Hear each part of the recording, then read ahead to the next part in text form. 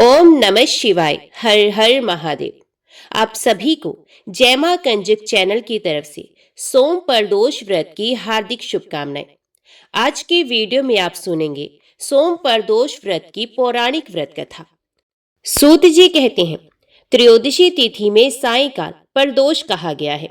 प्रदोष के समय महादेव जी कैलाश पर्वत के रजत भवन में नृत्य करते हैं और देवता उनके गुणों का स्तवन करते हैं। अतः धर्म, अर्थ, काम और मोक्ष की इच्छा रखने वाले पुरुषों को प्रदोष में नियम पूर्वक भगवान शिव की पूजा, होम, कथा और गुणगान करने चाहिए। दरिद्रता के तिमिर से अंधे और भव सागर में डूबे हुए संसार भय से भीरू मनुष्यों के लिए ये प्रदोष व्रत पार लगाने वाली नौका है। भगवान शिव की पूजा करने से मनुष्य दरिद्रता, मृत्यु, दुख और पर्वत के समान भारी ऋण भार को शीघ्र ही दूर करके संपत्तियों से पूजित होता है। विदर्भ देश में सत्यरथ नाम से प्रसिद्ध एक राजा थे जो सब धर्मों में तत्पर, धीर, सुशील और सत्य प्रतीक थे। धर्म पूर्वक पृथ्वी का पालन करते हुए उनका बहुत सा समय सुखपूर्वक बीत गया। तदंतर शालव देश के राजाओं ने विदर्भ नगर पर आक्रमण करके उसे चारों ओर से घेर लिया। अपनी पूरी को शत्रुओं से घेरी हुई देख विदर्भ राज विशाल सेना साथ लेकर युद्ध के लिए आए। बलोमत शाल्व देशीय क्षत्रियों के साथ राजा का अत्यंत भयंकर युद्ध हुआ। शाल्वों की बहुत बड़ी सेना मारी गई, परंतु अंत में विदर्भ राज भी उनके हाथ से मारे गए। मंत्रियों सहित उस महारथी वीर राजा के मारे जाने पर मरने से बचे हुए सैनिक भाग खड़े हुए। उस समय विदर्भ राज सत्यरथ की एक पतिव्रता स्त्री अत्यंत शोकग्रस्त हो रात के समय राजभवन से निकलकर पश्चिम दिशा की ओर चली गई। वे गर्भवती थी। सवेरा होने पर धीरे धीरे मार्ग से जाती हुई उस साध्वी रानी ने बहुत दूर का रास्ता तय कर लेने के पश्चात एक स्वच्छ तालाब देखा और वे उसके किनारे शोभा पाने वाले एक छायादार वृक्ष के नीचे बैठ गई। भाग्यवश उसी निर्जन स्थान में वृक्ष के ही नीचे पतिव्रता रानी ने उत्तम गुणों से युक्त शुभ मुहूर्त में एक पुत्र को जन्म दिया। तत्पश्चात अत्यंत प्यास से व्याकुल हुई सुंदर अंगों वाली रानी जलाशय में उतरी। इतने में ही एक बड़े भारी ग्रह ने आकर उसे अपना ग्रास बना लिया। वे बालक पैदा होते ही माता पिता से हीन हो गया और भूख प्यास से पीड़ित हो उस सरोवर के किनारे जोर जोर से रोने लगा। वे नवजात शिशु जब इस प्रकार क्रंदन कर रहा था, उसी समय भाग्यवश वहां एक श्रेष्ठ ब्राह्मणी आ पहुंची। वे भी अपने 1 वर्ष के बालक को गोद में लिए हुए आई थी। ब्राह्मणी निर्धन और विधवा थी। घर घर भीख मांगकर जीवन निर्वाह करती थी। उसका नाम उमा था। उसी सती साध्वी ब्राह्मणी ने उस राजकुमार को देखा।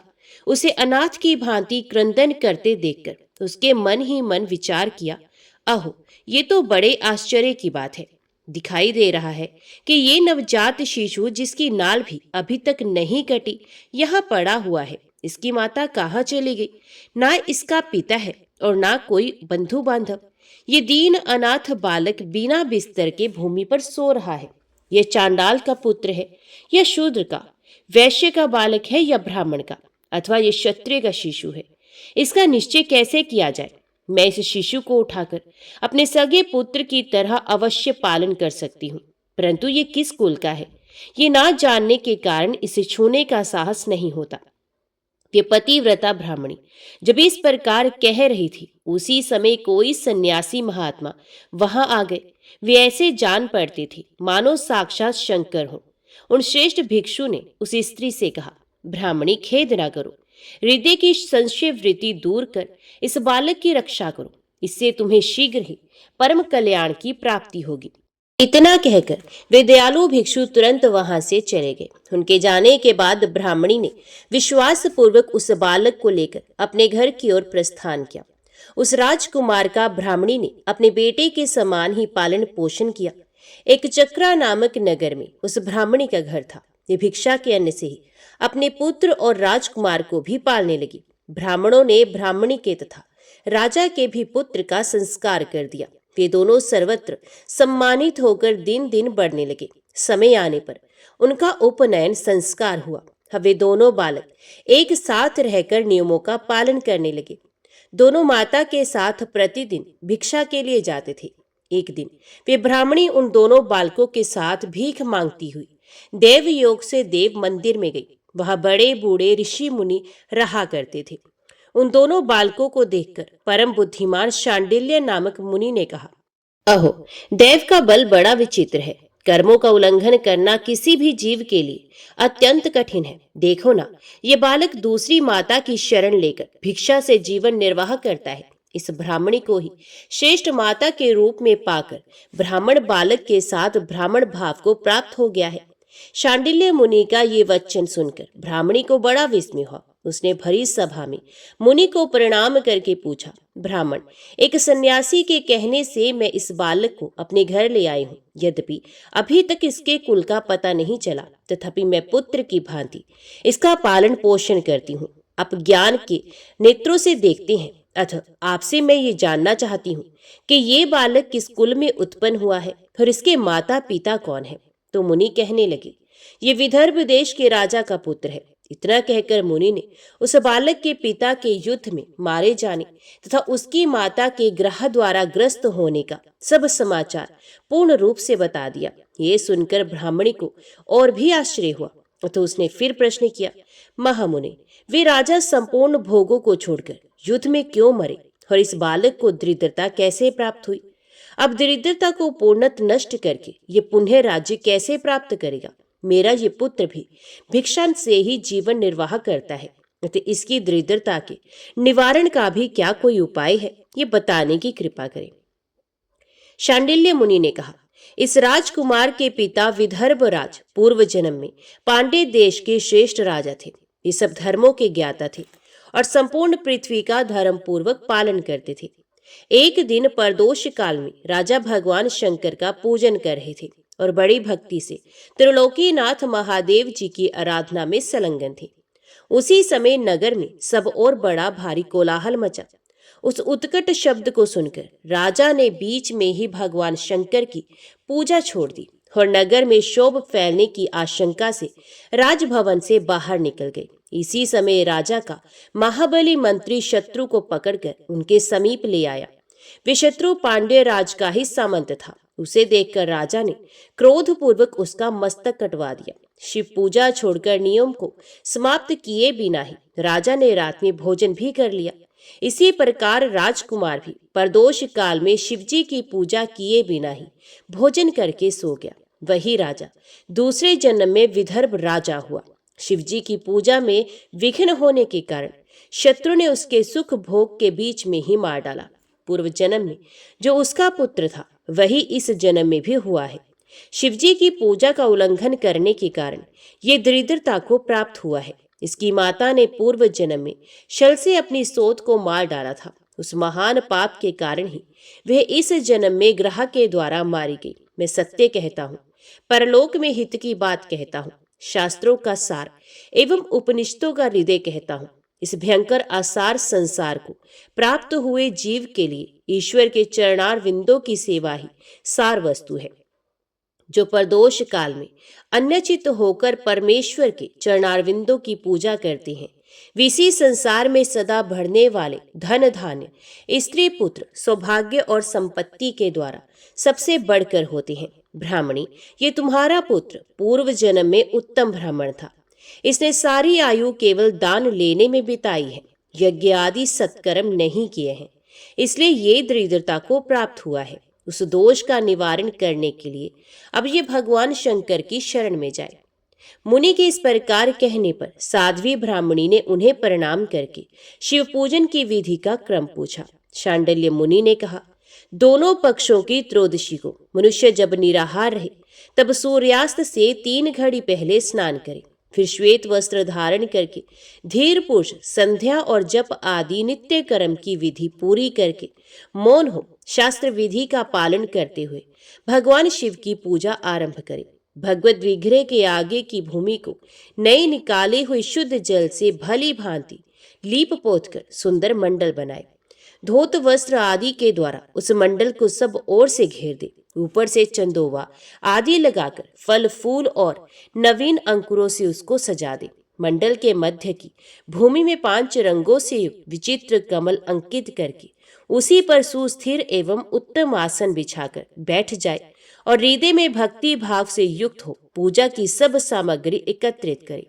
फिर पवित्र भाव से शास्त्रोक्त मंत्रों द्वारा देवपीठ को आमंत्रित करे। तत्पश्चात आत्म शुद्धि और भूत शुद्धि आदि करके 3 प्राणायाम करे। उसके बाद बिंदुयुक्त बीज अक्षरों के द्वारा विधि पूर्वक मात्र का न्यास करे। तदंतर परा देवता का ध्यान करके मात्र का न्यास की विधि पूरी करे। फिर परम शिव का ध्यान करके पीठ के वाम भाग में गुरु को प्रणाम करे। दक्षिण भाग में गणेश जी को मस्तक झुकाए।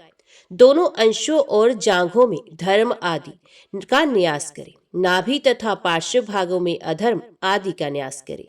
तत्पश्चात हृदय में अनंत आदि का न्यास करके देवपीठ पर मंत्र का न्यास करे। आधार शक्ति से लेकर ज्ञानमक तक क्रमश न्यास करके हृदय में एक कमल की भली भांति भावना करे। वे कमल 9 शक्तियों से युक्त एवं परम सुंदर हो। उसी कमल की कर्णिका में कोटि कोटि चंद्रमाओं के समान प्रकाशमान उमापति भगवान शिव का ध्यान करे। भगवान के 3 नेत्र हैं। मस्तक पर चंद्रमा का मुकुट शोभा पाता है। जटा जूट कुछ कुछ पीला हो गया है। उस पर रतन जटित किरीट सुशोभित है। उनके कंठ में नील चिन्ह है और अंग अंग से उदारता सूचित होती है। सर्पों के हार से उनकी बड़ी शोभा हो रही है। उनके एक हाथ में वरद और दूसरे में अभय की मुद्रा है। ये फरसा धारण करते हैं। उन्होंने नागों का कंकण, केयूर, अंगद तथा मुद्रिका धारण कर रखी है। वे व्याघ्र चर्म पहने हुए रतन में सिंहासन पर विराजमान है। उनके वाम भाग में गिरिराज नंदिनी उमा देवी का चिंतन करें। इस प्रकार महादेव जी तथा गिरिजा देवी का ध्यान करके गंध आदि से उनकी मानसिक पूजा करें। 5 वैदिक मंत्रों से गंध आदि द्वारा पूर्वोक्त 5 स्थानों में अथवा हृदय में पूजा करें। फिर मूल मंत्र से 3 बार हृदय में ही पुष्पांजलि दें। उसके बाद सिंहासन पर महादेव जी का पुनः पूजन प्रारंभ करें। पूजा के आरंभ में एकाग्रचित होकर संकल्प पड़े। तदंतर हाथ जोड़कर मन ही मन भगवान शिव का ध्यान एवं आवाहन करें। हे भगवान शंकर, आप ऋण, पातक, दुर्भाग्य और दरिद्रता आदि की निवृत्ति के लिए तथा संपूर्ण पापों का नाश करने के लिए मुझ पर प्रसन्न हो जाइए। मैं दुख और शोक की आग में जल रहा हूँ। संसार भय से पीड़ित हूँ। अनेक प्रकार के रोगों से व्याकुल और दीन हूँ। वृषवाहन, मेरी रक्षा कीजिए। देव देवेश्वर, सबको निर्भय कर देने वाले महादेव जी, आप यहाँ पधारिए और मेरी की हुई इस पूजा को पार्वती देवी जी के साथ ग्रहण कीजिए। इस प्रकार संकल्प और आवाहन करके पूजा आरंभ करनी चाहिए। तत्पश्चात मनुष्य एकाग्रचित हो रुद्र सूक्त का पाठ करते हुए वहां स्थापित किए हुए शंख के जल से और पंच अमृत से महादेव जी का अभिषेक करके भांति भांति के मंत्रों से आसन आदि उपचारों को समर्पित करे। भावना द्वारा दिव्य वस्त्रों से विभूषित स्वर्ण सिंहासन की कल्पना करें और उसी पर भगवान को विराजमान करके अष्टगुण युक्त अर्घ्य और पादम निवेदन करें। फिर शुद्ध जल से आचमन कराकर मधु पर्क दे। उसके बाद पुण्य आचमन के लिए जल देकर मंत्रोच्चारण पूर्वक स्नान कराएं। फिर यज्ञोपवीत वस्त्र और आभूषण अर्पण करें। परम पवित्र अष्टांग युक्त चंदन चढ़ावे। बिल्व, मदार, लाल कमल, धतूर, कनेर, सनई का फूल, चमेली, कुशा, अपामार्ग, तुलसी, जोही, चंपा, भटकटैया और करवीर के फूलों से जितने मिल जाए उन सबको शिव उपासक भगवान शिव पर चढ़ाएं। इनके अतिरिक्त भी नाना प्रकार के सुगंधित पुष्प निवेदन करें। तत्पश्चात लाल चंदन से उत्पन्न धूप और निर्मल दीप समर्पित करें। उसके बाद हाथ धोकर घी, नमकीन और साग, मिठाई, पुआ, शक्कर तथा गुड़ के बने हुए पदार्थ एवं खीर का नैवेद्य भोग लगाए। मधु, दही और जल भी अर्पण करें। उस खीर का ही मंत्र द्वारा प्रज्वलित की हुई अग्नि में हवन करें। ये होम शास्त्रोक्त विधि से आचार्य के कथन अनुसार संपन्न करना चाहिए। भगवान शंकर को नैवेद्य देकर मुख शुद्धि के लिए उत्तम तांबूल अर्पण करें। धूप, आरती, सुंदर छत्र, उत्तम दर्पण को वैदिक तांत्रिक मंत्रों द्वारा विधि पूर्वक समर्पित करें। यदि ये सब करने की अपने में शक्ति ना हो, अधिक धन का अभाव हो, तो अपने पास जितना धन हो उसी के अनुसार भगवान की पूजा करे। गौरीपति भगवान शंकर भक्ति पूर्वक भेंट किए हुए पुष्प मात्र से भी संतुष्ट हो जाते हैं। तदंतर स्तोत्रों द्वारा स्तुति करके भगवान को साष्टांग प्रणाम करें। फिर परिक्रमा करके पूजा समर्पित करने के पश्चात विधि पूर्वक श्री गिरजापति की प्रार्थना करें और कहें, हे देव, हे जगन्नाथ, आपकी जय हो। सनातन शंकर आपकी जय हो। संपूर्ण देवताओं के अधीश्वर आपकी जय हो। सर्वदेव पूजित आपकी जय हो। सर्वगुणातीत आपकी जय हो। सबको वर देने वाले प्रभु आपकी जय हो। नित्य आधार रहित अविनाशी विशंभर आपकी जय हो। जय हो। संपूर्ण विश्व के लिए एकमात्र जानने योग्य महेश्वर आपकी जय हो। नागराज वासुकी को आभूषण के रूप में धारण करने वाले प्रभु आपकी जय हो। गौरीपति आपकी जय हो। चंद्रशेखर शंभु आपकी जय हो। कोटि सूर्य के समान तेजस्वी शिव आपकी जय हो।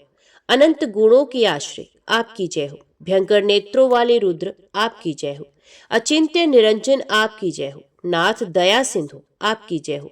भक्तों की पीड़ा का नाश करने वाले प्रभु आपकी जय हो। दुस्तर संसार सागर से पार उतारने वाले परमेश्वर आपकी जय हो। महादेव, मैं संसार के दुखों से पीड़ित एवं खिन्न हूँ, मुझ पर प्रसन्न हो। परमेश्वर, समस्त पापों के भय का अपहरण करके मेरी रक्षा कीजिए। मैं महान दारिद्र्य के समुद्र में डूबा हुआ हूँ। बड़े बड़े पापों ने मुझे आक्रांत कर लिया है। मैं महान शोक से नष्ट और बड़े बड़े रोगों से व्याकुल हूँ। सब ओर से तृण के भार से लदा हुआ हूँ। पाप कर्मों की आग में जल रहा हूँ और ग्रहों से पीड़ित हो रहा हूँ। शंकर, मुझ पर प्रसन्न हो जाइए। निर्धन मनुष्य इस प्रकार पूजा के अंत में भगवान गिरजापति की प्रार्थना करे। धनाढ्य अथवा राजा का इस प्रकार भगवान शंकर की प्रार्थना करनी चाहिए। हे शंकर जी, आपके प्रसाद से मेरे सदा आनंद रहे। मेरे राज्य में लुटेरे ना रहे। सब लोग निरापद होकर रहें। पृथ्वी पर अकाल, महामारी आदि के संताप शांत हो जाए। सबकी खेती धन धान्य से समृद्ध हो। संपूर्ण दिशाओं में सुख का साम्राज्य छा जाए। इस प्रकार प्रदोष व्रत के दिन गिरजापति भगवान शंकर की आराधना करें। ब्राह्मणों को भोजन कराए और उन्हें दक्षिणा देकर संतुष्ट करें। इस प्रकार मैंने सब पापों का नाश, सब प्रकार की दरिद्रता का निवारण तथा समस्त मनोवांछित वस्तुओं का दान करने वाली शिव पूजा का वर्णन किया। ये शिव की पूजा शिवजी के द्रव्य का हरण करने के पाप को छोड़कर शेष सभी महापातकों और उपपातकों के महान समुदाय का नाश करती है। यदि ये दोनों बालक इसी प्रकार भगवान शंकर का पूजन प्रत्येक प्रदोष के दिन करते रहें तो वर्ष भर के भीतर ही इन्हें उत्तम सिद्धि की प्राप्ति होगी। शांडिल्य मुनि का वचन सुनकर उस ब्राह्मणी ने दोनों बालकों के साथ मुनि के चरणों में प्रणाम किया और इस प्रकार कहा, भगवान, आज मैं आपके दर्शन मात्र से कृतार्थ हो गई। ये दोनों बालक आज से आपकी शरण में हैं। ब्राह्मण, ये मेरा पुत्र है और इसका नाम शुचिव्रत है, और ये राजकुमार है जिसका नाम मैंने धर्मगुप्त रख दिया है। ये दोनों बालक और मैं सभी आपके चरणों के दास हैं। इस घोर दारिद्र्य सागर में गिरे हुए हम सबका आप ही उद्धार कीजिए। इस प्रकार शरण में आई हुई ब्राह्मणी को अमृत के समान मधुर वचनों द्वारा आश्वासन देकर मुनि ने उसके दोनों बालकों को भगवान शंकर के आराधन की मंत्र विद्या का उपदेश किया। तत्पश्चात दोनों बालक और ब्राह्मण मुनि की आज्ञा से वहां से चले गए। मुनिवर के उपदेश के अनुसार दोनों बालक प्रत्येक प्रदोष व्रत के दिन पार्वती वल्लभ शिव जी की आराधना करने लगे।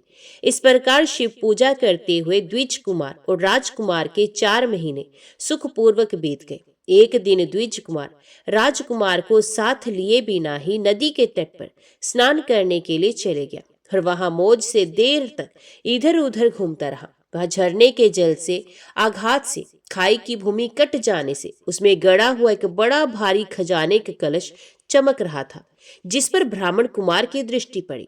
उसे देखकर वे सहसा हर्ष और कौतूहल में भरकर उसके समीप गया और उसे देवता के प्रसाद से प्राप्त हुआ मानकर सर पर लेकर घर को चल दिया तथा घर के भीतर उस घड़े को रखकर माता से कहा, माँ, ये भगवान शंकर का प्रसाद तो देखो। उन्होंने दया करके घड़े के रूप में ये खजाना दिखला दिया।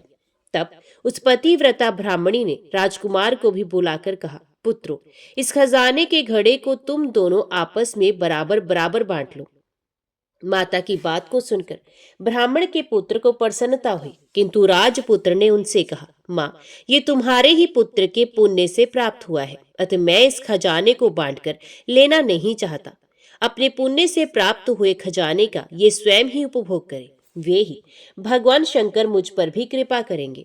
इस प्रकार प्रसन्नता पूर्वक भगवान शंकर की पूजा करते हुए उन दोनों कुमारों का उसी घर में 1 वर्ष व्यतीत हो गया। एक दिन राजकुमार उस ब्राह्मण कुमार के साथ वसंत ऋतु में वन में भ्रमण करने के लिए गया। कुछ दूर जाने पर उन्होंने सैकड़ों गंधर्व कन्याओं को परस्पर क्रीड़ा करते हुए देखा। उन्हें देखकर ब्राह्मण कुमार ने दूर से ही राजकुमार से कहा, यहाँ से आगे जाना उचित नहीं, क्योंकि उधर स्त्रियां विहार कर रही हैं। स्वच्छ अंतकरण वाले विद्वान पुरुष स्त्रियों का सामीप्य त्याग देते हैं। ये रमणीय शल करने वाली तथा वाणी द्वारा अनुन्य विनय करने में कुशल है। ये पुरुषों को अपनी दृष्टि मात्र से मोहित करती हैं। इसलिए अपने धर्म में तत्पर ब्रह्मचारी कभी स्त्रियों के समीप जाकर उनके साथ वार्तालाप ना करे। ऐसा कहकर ब्राह्मण कुमार लौट पड़ा और दूर जाकर खड़ा हो गया, किंतु राजकुमार अकेला ही निर्भय होकर स्त्रियों की उस क्रीड़ा स्थली की ओर चला गया। उन गंधर्व कन्याओं में से एक ने राजकुमार को आते देख मन ही मन कुछ विचार किया और सखियों से कहा, सहेलियों, यहाँ से थोड़ी ही दूर पर एक उत्तम वन है, जहाँ विचित्र चंपा, अशोक, पुन्नाग और वकुल आदि वृक्ष खिले हुए हैं। वहां जाकर तुम सब लोग फूल तोड़ो, तब तक मैं यहाँ बैठी हूँ। तुम फूलों का संग्रह करके पुनः यहाँ आ जाना। उसके इस प्रकार आदेश देने पर सखियां वन के भीतर चली गई और वे गंधर्व कन्या राजकुमार पर दृष्टि लगाए वहीं खड़ी रही। उसे देखकर राजकुमार कामदेव के बाणों से पीड़ित हो गया। गंधर्व कन्या ने अपने पास आए हुए राजकुमार को बैठने के लिए कोमल पल्लवों का आसन दिया और पूछा, कमल नयन, तुम कौन हो, किस देश से यहाँ आए हो और किसके पुत्र हो? इस प्रकार पूछने पर राजकुमार ने अपना पूरा परिचय बताया। मैं विदर्भ राज का पुत्र हूँ। मेरे माता पिता बचपन में ही मर गए हैं।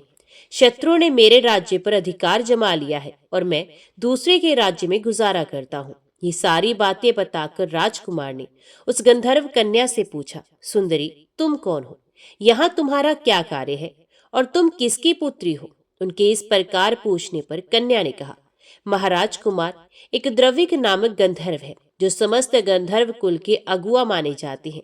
मैं उन्हीं की पुत्री हूँ और मेरा नाम अंशुमति है। सब सखियों को छोड़कर मैं यहाँ अकेली हूँ। मैं तुम्हारी अभिलाषा जानती हूँ।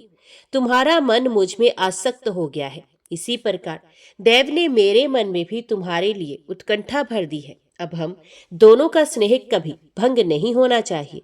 ऐसा कहकर गंधर्व कुमारी ने शीघ्र ही अपने गले से मोती का हार निकालकर प्रेम पूर्वक राजकुमार को भेंट किया। उस अद्भुत हार को देखकर राजकुमार ने पूछा, भीरू, मैं एक बात कहता हूँ, मैं राज्यहीन और निर्धन हूँ। तुम मेरी प्रिया कैसे होना चाहती हो?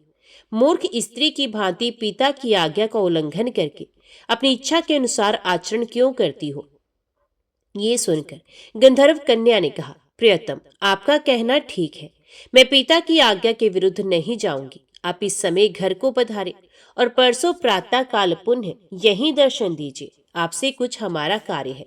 इतना कहकर वे गंधर्व कन्या अपनी सखियों के आ जाने से उनके साथ चली गई और राजकुमार भी हर्षपूर्वक ब्राह्मण कुमार के समीप लौट आया। उसने द्विज पुत्र से सब बातें बताई और उसके साथ घर को प्रस्थान किया।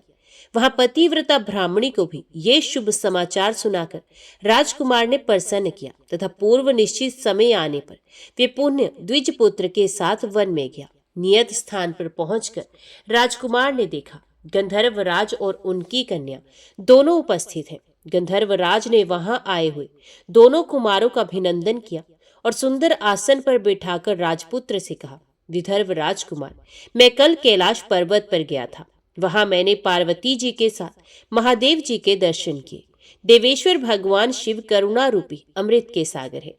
उन्होंने मुझे बुलाकर सब देवताओं के समीप इस प्रकार कहा, पृथ्वी तल पर धर्मगुप्त नाम से प्रसिद्ध एक राजकुमार है जो इस समय अकिंचन है। उसका राज्य छिन गया है। शत्रुओं ने उसके देश को अपने अधिकार में कर लिया है। अब ये बालक अपने गुरु की आज्ञा से सदा मेरी आराधना में संलग्न रहता है। उसी के प्रभाव से आज उसके समस्त पितृ मेरे स्वरूप को प्राप्त हो गए हैं। गंधर्व श्रेष्ठ, तुम भी उस राजकुमार की सहायता करो। अब वे शत्रुओं को मारकर अपने राज्य सिंहासन पर आसीन हो जाएगा। महादेव जी के इस प्रकार आज्ञा देने पर मैं अपने घर को आया। यहाँ इस मेरी कन्या ने भी तुम्हारे लिए बहुत प्रार्थना की। ये सब परम दयालु भगवान शिव की प्रेरणा से ही हो रहा है।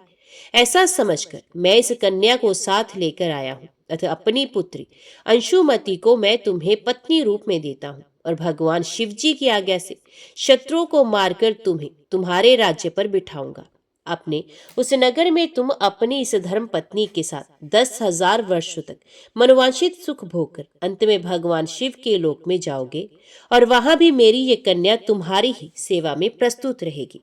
इस प्रकार कहकर गंधर्व राज ने उसी वन में राजकुमार के साथ अपनी पुत्री का विवाह कर दिया और दहेज में परम उज्ज्वल रत्न भार भेंट किए। चंद्रमा के समान चमकीली चूड़ामणि तथा दमकते हुए मोतियों के मनोहर हार दिए। दिव्याभूषण वस्त्र, स्वर्ण के बने हुए बहुत से सामान, 10,000 हाथी, 1,00,000 नीले घोड़े और हजारों सोने के बड़े बड़े रथ प्रदान किए। अंत में एक दिव्य रथ, इंद्र के धनुष के समान विशाल धनुष, सहस्रों अस्त्र शस्त्र, अक्षय बाणों से भरे हुए 2 तरकस, अभेद्य स्वर्णमय कवच तथा शत्रुओं का संहार करने वाली शक्ति समर्पित की। अपनी पुत्री की सेवा के लिए गंधर्वराज ने प्रसन्नचित होकर 5,000 दासियां दी।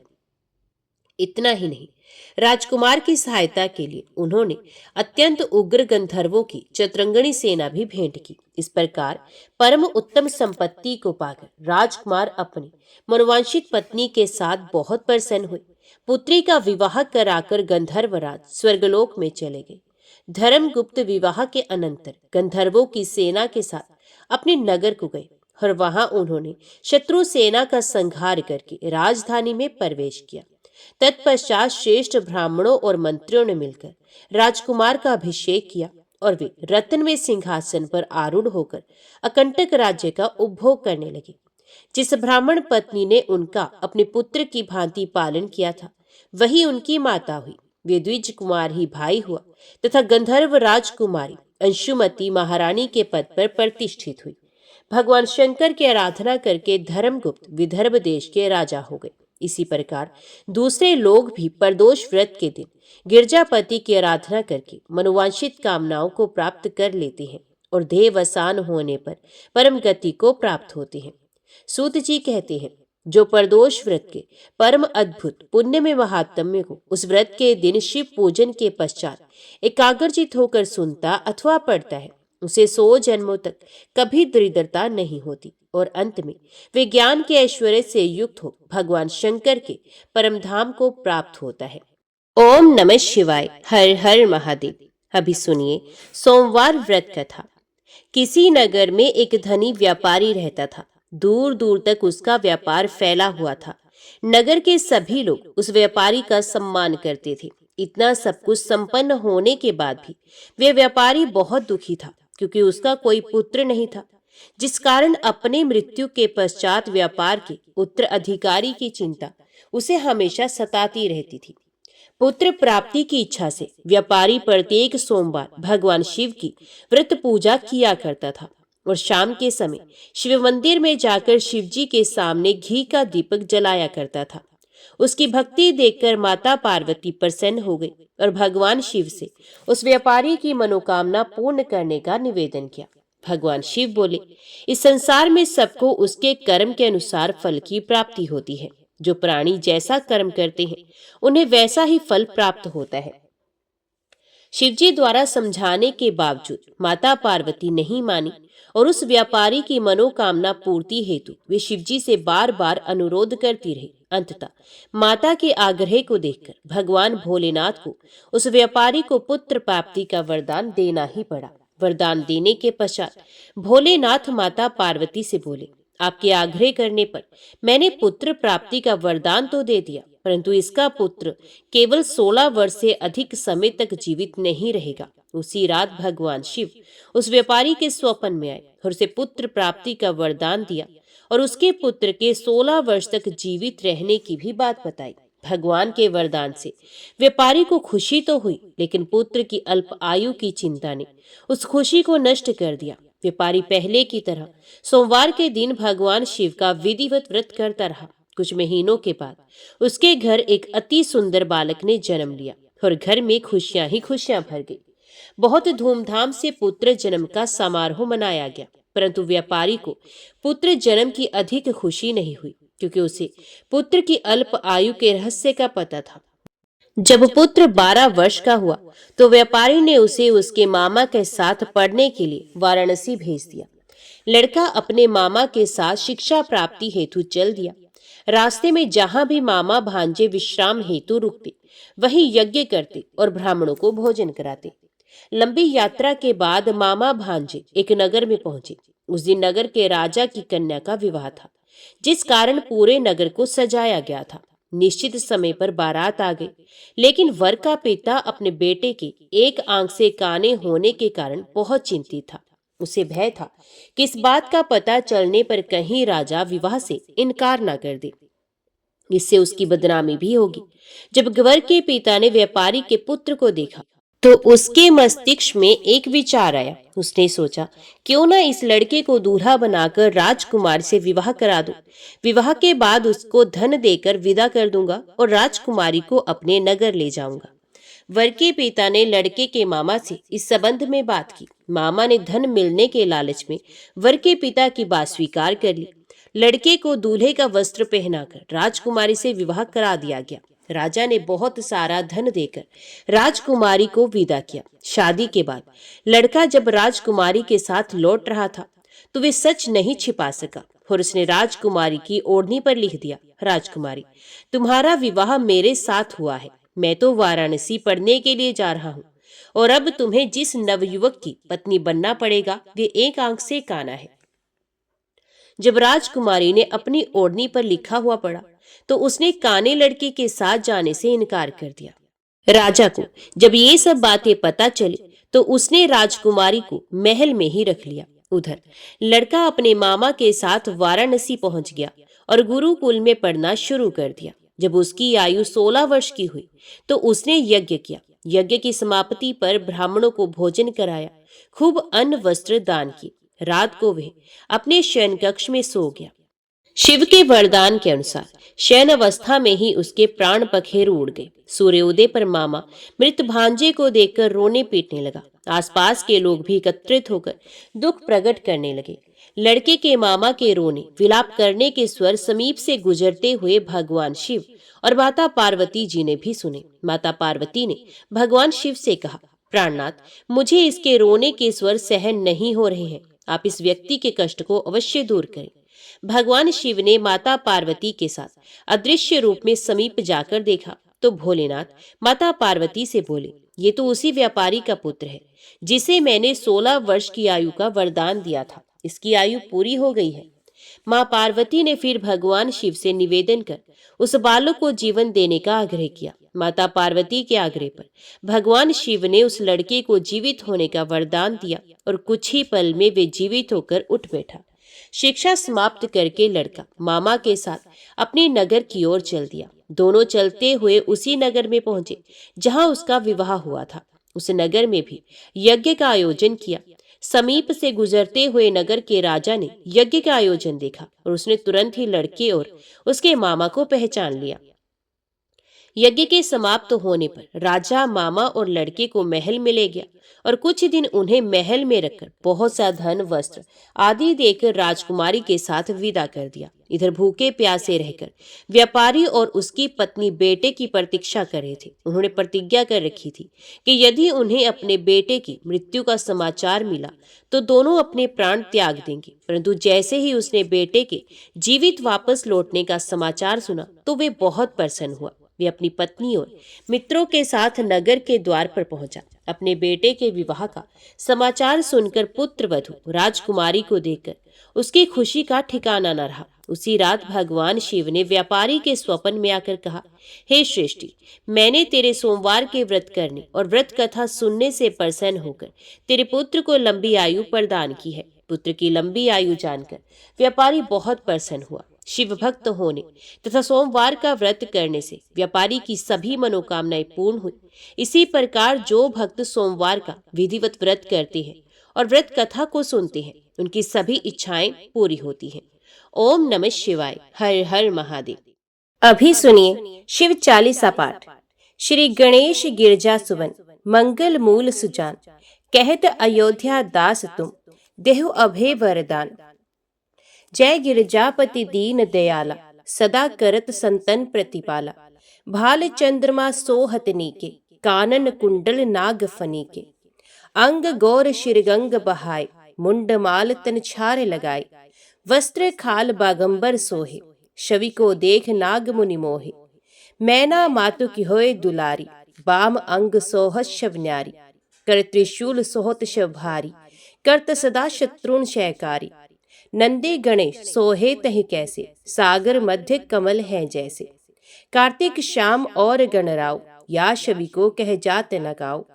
देवन जभी जाए पुकारा, तभी दुख प्रभु आप निवारा। किया उपद्रव तारक भारी, देवन सब मिल तुम्हें जुहारी। तुरत षडानन आप पठायो, लव निमेष में मार गिरायो। आप जलंधर असुर संहारा, सुयश तुम्हार विदित संसारा। त्रिपुरा सुरसन युद्ध मचाई, सबही कृपा कर लीन बचाई। किया तपही भागीरथ भारी, पूर्व प्रतिज्ञा तसु पुरारी। दानिन मह तुम सम को नाही, सेवक स्तुति करत सदाहि। वेद नाम महिमा तव गाय, अकथ अनाद भेद नहीं पाए। प्रगट उधत मंथन ते ज्वाला, जरे सुरासुर भय विहाला। किन्हीं दया तहि करी सहाय, नीलकंठ तब नाम कहाय। पूजन रामचंद्र जब कीन्हा, जीत के लंक विभीषण दीन्हा। सहस कमल में हो रहे धारी, कीन्हीं परीक्षा तभी पुरारी। एक कमल प्रभु राखे जोई, कमल न्यून पूजन चह सोई। कठिन भक्ति देखी प्रभु शंकर, भय प्रसन्न दिए इच्छत वर। जय जय जय अनंत अविनाशी, करत कृपा सबके घटवासी। दुष्ट सकल नित मोह सतावे, भ्रमत रहे मोह चैन न आवे। त्राहि त्राहि मैं नाथ पुकारूं, यह अवसर मोह आन उबारो। लै त्रिशूल शत्रुन को मारो, संकट से मोह आन उबारो। माता पिता भ्राता सब कोई, संकट में पूछत नहीं कोई। स्वामी एक है आस तुम्हारी, आय हरो अब संकट भारी। धन निर्धन को देत सदाहि, जो कोई जांचे वो फल पाहि। स्तुति कह विद करो तुम्हारी, शम्हो नाथ अब चूक हमारी। शंकर हो संकट के नाशन, मंगल कारण विघ्न विनाशन। योगी यतमुन ध्यान लगावे, नारद शारद शीश नवावे। नमो नमो जय नमो शिवाय, सुर ब्रह्मादिक पार न पाए। जो ये पाठ करे मन लाई, तापर होत है शंभु सहाय। ऋणिया जो कोई अधिकारी, पाठ करे सो पावन हारी। पुत्रहीन कर इच्छा कोई, निश्चय शिव प्रसाद ही होय। पंडित त्रयोदशी को लावे, ध्यान पूर्वक होम करावे। त्रयोदशी व्रत करे हमेशा, तन्नहि ताके रहे कलेशा। धूप दीप नैवेद्य चढ़ावे, शंकर सम्मुख पाठ सुनावे। जन्म जन्म के पाप नसावे, अंतवास शिवपुर में जावे। कहे अयोध्या आस तुम्हारी, जान सकल दुख हरे हमारी। नित्य नेम कर प्रातः ही, पाठ करो चालीसा। तुम मेरी मनोकामना पूर्ण करो जगदीश। मकसर छठे मत ऋतु, संवत 64 जान। स्तुति चालीसा शिव ही, पूर्ण कीन कल्याण। ओम नमः शिवाय। हर हर महादेव। अभी सुनते हैं भगवान भोलेनाथ की आरती। जय शिव ओंकारा, प्रभु जय शिव ओंकारा। ब्रह्मा विष्णु सदा शिव, अर्धांगी धारा। ओम जय शिव ओंकारा। एकानन चतुरानन, पंचानन राजे। हंसासन गरुड़ासन, वृषवाहन साजे। ओम जय शिव ओंकारा। दो भुज चार चतुर्भुज, 10 भुज अति सोहे। त्रिगुण रूप निरखता, त्रिभुवन जन मोहे। ओम जय शिव ओंकारा। अक्षमाला बनमाला, रुंडमाला धारी। चंदन मृग मद सोहे भाले शशिधारी। ओम जय शिव ओंकारा। श्वेतांबर पीतांबर बाघांबर अंगे। सनकादिक गरुणादिक भूतादिक संगे। ओम जय शिव ओंकारा। करके मध्य कमंडलू चक्र त्रिशूल धरता। जग करता जग भरता जग संहार करता। ओम जय शिव ओंकारा। ब्रह्मा विष्णु सदाशिव जानत अविवेका। प्रणवाक्षर मध्य ये तीनों एका। ओम जय शिव ओंकारा। काशी में विश्वनाथ विराजत नंदी ब्रह्मचारी। नित उठ भोग लगावत महिमा अति भारी। ओम जय शिव ओंकारा। त्रिगुण शिव जी की आरती जो कोई नर गावे। कहत शिवानंद स्वामी मनवांचित फल पावे। ओम जय शिव ओंकारा। ओम जय शिव ओंकारा। स्वामी हरि शिव ओंकारा। ब्रह्मा विष्णु सदाशिव अर्धांगी धारा। ओम जय शिव ओंकारा। ओम नमः शिवाय। हर हर महादेव। आज की वीडियो में इतना ही। उम्मीद करती हूँ वीडियो आपको पसंद आई होगी। वीडियो पसंद आई हो तो वीडियो को लाइक और चैनल को सब्सक्राइब जरूर कीजिएगा।